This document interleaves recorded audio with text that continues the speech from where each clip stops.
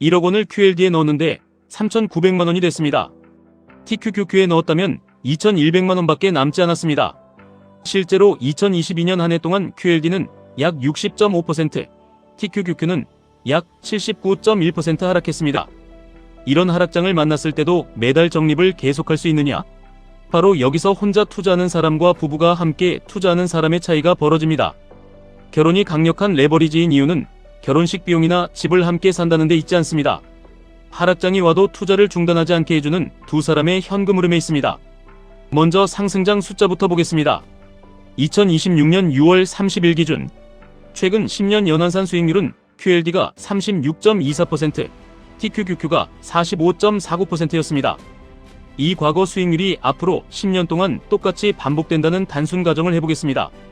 세금과 환율, 수수료를 제외하고 매월 말에 적립한다고 계산하겠습니다. 혼자 매달 100만원씩 QLD에 투자하면 10년 뒤 약 8억 600만 원이 됩니다. 부부가 매달 300만원씩 투자하면 약 24억 1,700만 원이 됩니다. 같은 QLD에 투자했는데 약 16억 1천만 원 차이가 발생합니다. TQQQ는 더 극단적입니다. 혼자 월 100만원씩 투자하면 약 13억 700만 원입니다.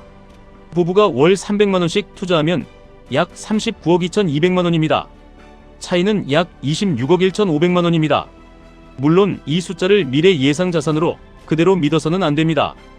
QLD와 TQQQ는 나스닥 100의 장기 수익률을 단순히 2배, 3배로 만들어주는 상품이 아닙니다. 하루 단위로 2배와 3배 수익률을 목표로 하기 때문에 변동성이 커지고 등락이 반복되면 장기 결과가 크게 달라질 수 있습니다. 운용사도 하루를 초과하는 보유기간에서는 실제 수익률이 목표 배수보다 높거나 낮을 수 있고 그 차이가 상당할 수 있다고 안내합니다. 제가 이 숫자를 보여드린 이유는 QLD, TQQQ가 앞으로 반드시 30%, 40%씩 오른다고 말하기 위해서가 아닙니다. 같은 수익률에서도 월 100만원과 월 300만원의 차이가 복리를 만나면 얼마나 커지는지 보여드리기 위해서입니다. 월급 300만원을 받는 사람이 혼자 산다고 가정해보겠습니다. 주거비와 관리비 90만원, 식비 50만원, 보험료와 통신비 30만원, 교통비와 기타 생활비 30만원, 매달 200만원을 지출하면 투자할 수 있는 돈은 100만원입니다. 1년에 1,200만원, 10년 동안 들어가는 투자원금은 1억 2천만원입니다. 이번에는 비슷한 소득을 가진 두 사람이 결혼했다고 가정하겠습니다. 가구 소득은 월 600만원입니다. 주거비와 관리비 130만원, 식비 90만원, 보험료와 통신비 60만원, 교통비와 자녀 관련 비용, 기타 생활비로 120만원을 사용합니다. 가구 전체 지출이 400만원이라면 매달 200만원이 남습니다. 생활비를 조금 더 줄이거나 소득이 더 있다면 월 250만원에서 300만원까지 투자할 수 있습니다. 하지만 결혼의 진짜 힘은 상승장이 아니라 하락장에서 나타납니다. 다시 2022년과 비슷한 상황을 가정해 보겠습니다. 1억 원으로 시작한 QLD 계좌가 60.5% 하락하면 약 3,950만 원이 됩니다. TQQQ 계좌가 79.1% 하락하면 약 2,090만 원이 됩니다. QLD는 원금으로 돌아가기 위해 약 153% 상승해야 합니다. TQQQ는 약 378% 상승해야 원금을 회복합니다. 이때 생활비까지 부족하면 장기 투자는 사실상 끝납니다. 혼자 투자하는 사람이 월 300만 원을 벌고 있는데 실직했다고 가정해 보겠습니다. 월 필수 생활비가 200만 원이라면 6개월만 버텨도 1,200만 원이 필요합니다. 비상자금이 없다면 월 100만 원 적립을 중단하는 것만으로는 부족합니다. 결국 70% 이상 떨어진 계좌에서 생활비를 인출해야 할 수도 있습니다. 반면 맞벌이 부부는 한 사람의 월급이 끊겨도 다른 한 사람의 월급 300만 원이 남을 수 있습니다. 평소에는 월 300만 원을 투자했지만 소득이 줄어든 기간에는 월 100만 원으로 낮출 수 있습니다. 투자금은 줄어도 적립을 완전히 중단하지 않는 것입니다. 가격을 단순하게 10만 원으로 놓고 생각해 보겠습니다. 하락 전 QLD 가격이 10만 원이라면 월 100만 원으로 10주를 살 수 있습니다. 60% 하락해 4만 원이 되면 같은 100만 원으로 25주를 살 수 있습니다. 부부가 월 300만 원을 투자한다면 75주를 살 수 있습니다. TQQQ가 10만 원에서 약 2만 1천 원까지 하락했다고 가정하면 월 100만 원으로 약 47주를 살 수 있습니다. 월 300만 원이면 약 142주입니다. 상승장에서는 비싸게 적은 수량을 샀지만 하락장에서는 같은 돈으로 2배, 3배, 4배 이상의 수량을 사게 되는 것입니다.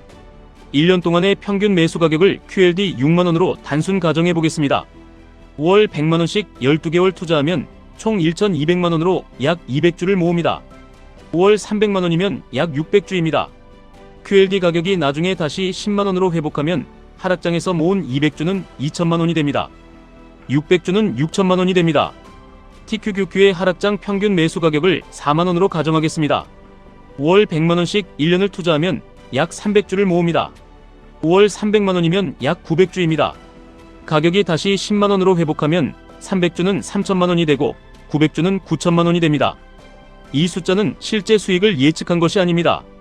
하락장에서 적립을 이어갈 때 매입 수량이 어떻게 달라지는지 보여주는 단순 사례입니다. 문제는 계좌가 떨어졌을 때도 매달 100만원이나 300만원을 넣을 수 있느냐입니다.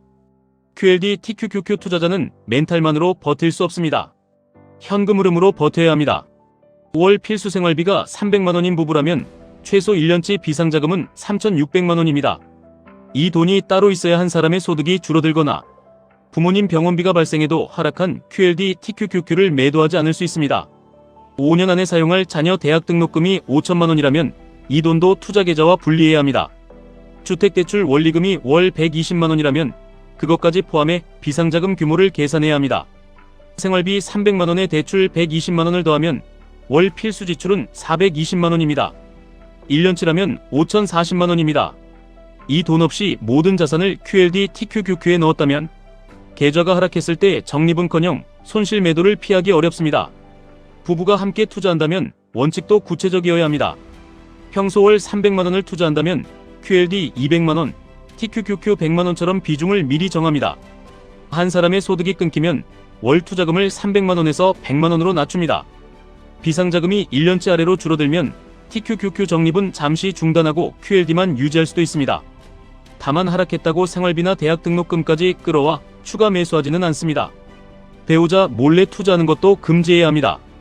1억 원이 2천만 원까지 줄어들 수 있는 상품을 가족과 합의하지 않고 보유하면 투자 손실보다 부부 사이의 불신이 더 커질 수 있습니다.